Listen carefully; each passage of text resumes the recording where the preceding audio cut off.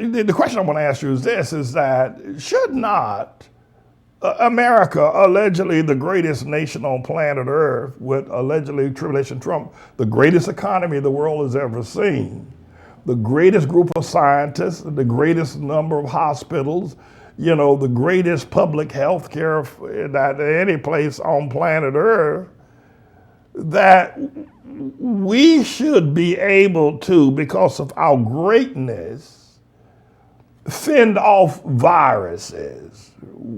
The CDC is like the CIA of infectious diseases and viruses, right? And other kinds of medical and health and calamities. The CDC, you got the CIA, which is an intelligence agency, right? That seeks out any kind of ill-gotten concoctions and schemes of warfare or anything else, or threats against America, right? And the CIA is on the job all over the world, looking at people, developments, countries, nations, dictators, tyrants, the like, right? That's what the CIA does. But the CDC does the same thing, only it looks for diseases, for viruses, for health issues, right? And germ warfare is a real issue. I mean, it's more deadly than the atomic or nuclear bombs. Germ warfare. So the Center for Disease Control and Prevention is a mega organization likened to the CIA, but it's just not as intriguing and interesting or as sexy. James Bond and 007, right? So you would think that we would have the best defense against viruses because we got the best Center for Disease Control, right? And if that being the case, that there should be less deaths, less infections of this virus, even if it got started in China, which I don't think that it did, but that we don't want to argue about that. We won't fall out about that. Even if I think it got started over there at Columbia University, that germ warfare center that Columbia University built 10 years ago when they came up and whacked us and took the community from us in Harlem. But that's another teaching or another segment. But yeah, that's what I think got started over there. That thing goes 30 stories down. You see what's about, I think about 8-9 stories high, right? That's what you'll see. That's the tip of the iceberg. You know how they have in the White House, they have, this thing goes down to DEFCON number 5 in the White House. They get on the elevator, and underneath the White House, this thing goes, 40 to 50 to 100 feet down below the White House lawn, right? They got the same thing at this germ warfare center, where they contain all these viruses that they make, right? And they keep them 100 feet below 125th Street in Harlem, so they don't escape. Keep them locked in steel vaults with guards standing around, so those viruses don't escape. That's that you see that ain't nothing but a facade, that building. Columbia University right here, 10 blocks from where I sit as the crow flies. So don't get disoriented talking about where it came from China. Wake up. You believe every lie you hear.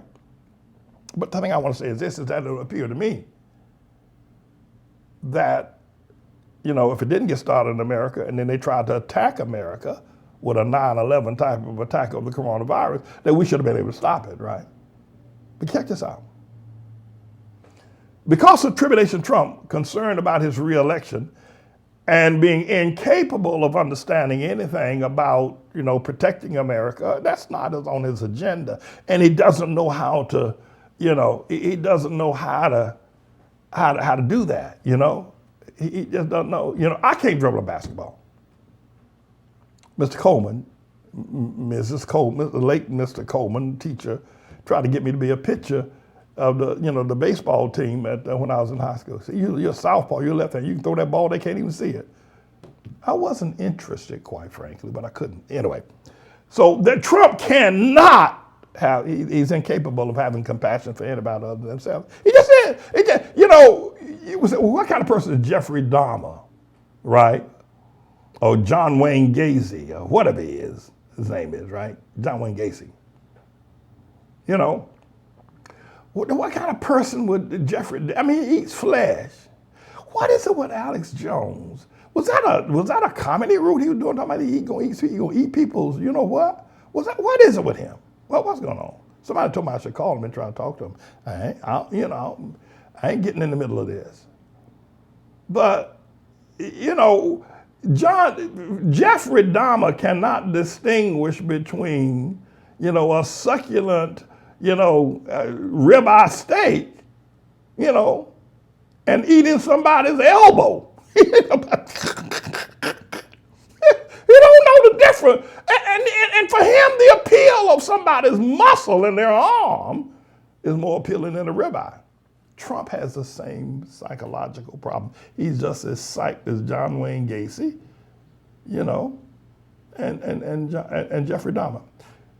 But my point is this. Hey, let me get to my point because I got to go. I only got a couple of minutes left, so set your watch. I'll be gone in 3 minutes.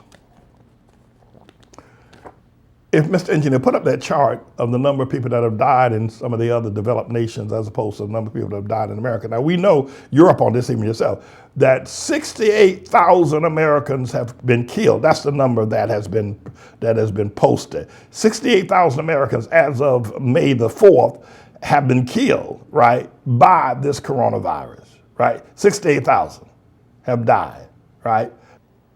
And America, right? Now the second line in Italy, but what I want to point up is that if America's the biggest and the baddest, why are we having more deaths? We should be at the lower end of the death scale. In Spain, in Italy rather, 28,884 people have died. 28,000 in Italy, right? And aren't we a more powerful nation economically than Italy? And what's the next one? In the UK, right? Boris Johnson. I think Boris Johnson pulled a Mickey Ficky. I don't believe that Boris Johnson really got sick. I think that boy is a faker. Anyway, in the UK, 28,000, just about as many in Italy as in the UK. In Spain, 25,264. In France, 24,895. And in Belgium, 7,800. Well, so those, and so the scale. But my point is this: is that the reason why more people have died in America than have died in France or Spain or the UK or Italy is because of Trump. Trump would not take any measures to stop it, and I'm of the mindset, and I think that I'm pretty well groomed on this, that the reason why Trump didn't stop it was because it's election year for Trump. And if he, admits that there's a virus that's invading America and people are dying, it's going to wreck the economy, he won't get reelected. He's like an ostrich who's sticking his head in the sand. It's going to happen anyway, but he thinks if he don't mention it, somehow he keeps slowing it down, keep lying about it, keep promoting drinking Clorox or hydroxychloroquine. Drink that and you go, he'll do anything to get reelected. That boy would do anything to get reelected. And because he is not taking the proper precautions against this virus, as they did in the UK or as they did in Spain or in Germany or in Italy, that more people have died. The leaders in those nations took precautions such as social distancing and other precautions as well, such as having the right kind of PPE and having the mask and the ventilators and all that kind of stuff. And so few people died. Listen, more people have died because of Trump than could have or should have or would have died if he'd just taken the right precaution. I got news for you. They're now prognosticating, because people like that, Ron DeSantis and Asa Hutchinson and all the other people opening up the economies now, that now they're scaling up the number of people that would die by July or August. We'll be somewhere around 233,000 people going to die if they open back up the economy. And they're arguing, well, if you don't open the economy, the economy going to die. Then let the economy die and let the people live. But they're going to open up the economy, and that number going to jump from 72,000. It's already at 68. Listen, it'll be at 72,000 by Thursday, Friday at the latest. That's what they prognosticated would happen in August. It's going to be at 72,000 by the end of this week. It's going to be at 230,000 By August, if you open up, and Trump wants the economy open up so the stock market will be booming, and so in November he can try to win the election. That's what he's not concerned about how many people are going to die. He's concerned about his being reelected. And by the way, let me quickly say this, my time is just about gone. I told you that 2 minutes ago. Give me 2 more minutes, okay? Can I get 2 more minutes? Listen, Trump was out there with Fox News the other night down there in front of the Lincoln Memorial. Y'all know Lincoln Memorial down there, you know, on the sacred grounds of the Washington monuments and everything. Down there, Lincoln Memorial, down there holding an interview with Fox News, down there sitting beside President Lincoln. Let me tell you something, that boy is getting ready for civil war. I'm going to tell y'all something, y'all better get ready. Like, you know, Trump down there sitting down having a Fox interview down there on the sacred grounds by Lincoln Memorial. Down there holding the interview. He's sitting there beside Lincoln. He's getting, because if Trump loses the November 3rd election, we got civil war. The boys are coming up. And we're going to have a civil war. And he's making himself like Lincoln. That's what that fool is doing. You see that fool? That's what he's doing. He's comparing himself to Lincoln, who presided over the bloodiest war in America. 600,000 lives were lost. Trump is getting ready to lose the November 3rd election, but not leave the White House and call his boys up, and we're going to have our second civil war. He thinks he's Lincoln. The man is crazy, I tell you. Somebody got to do something. The man is crazy. You see that? Who would do that? He's already thinking ahead, preparing America for the second civil war, the South against the North. That's what you see there. That's what that is. And so, I thought I'd let y'all know what you're going to do with it. When I get back another time, I'll have some more time to share with y'all. I'll have more I want to say regarding the prophetic rhema spiritual word against this coronavirus. I'm a member of the elect, and all the members of the elect church, we're going to live. You say, that's a bold statement, Pastor Manny. Well, I know it. We're going to live. I'm going to tell you something I ain't got time to tell y'all now. I'm going to tell you something about the word of God. The power of the word of God. Let me tell you something. Forget about coronavirus. If these Obama Negroes had their way, and these LGBTQ people had, and they got more power than death. These LGBTQ people walking around up in these short pants and these flip-flop shoes, and they poodle dogs sitting in these restaurants eating their Caesar salad and drinking their Chardonnay wine, they got more power than death. Let me tell you. And then you got these nappy-head Obama worshipers, right? Listen, put that sign up there with that Obama run down with that flag here in Joe Biden.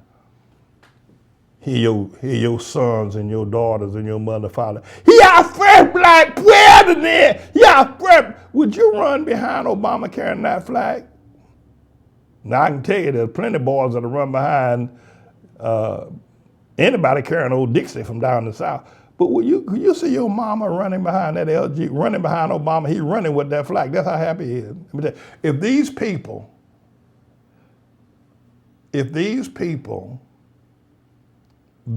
these Negroes that love Obama had their way, I'd be dead now. Let me tell you, so I survived Obama. I can damn sure survive the coronavirus. We survived Obama. We survived the LGBTQ. We survived gentrification. We survived being called a hate church. We survived it. I'm still alive. If I can survive that, this coronavirus ain't got nothing on me. Now, I done been through the pit of hell and back in the shadow of death too. I've sat at a table in the presence of my enemies in our courtyard. I survived you. Some of you. I survived you. I can sure enough survive coronavirus. I'm James David Manning, everybody. I'm the Lord servant. I'm Mr. Engineer. Tell me to get on the boat. Get on the boat and do it now.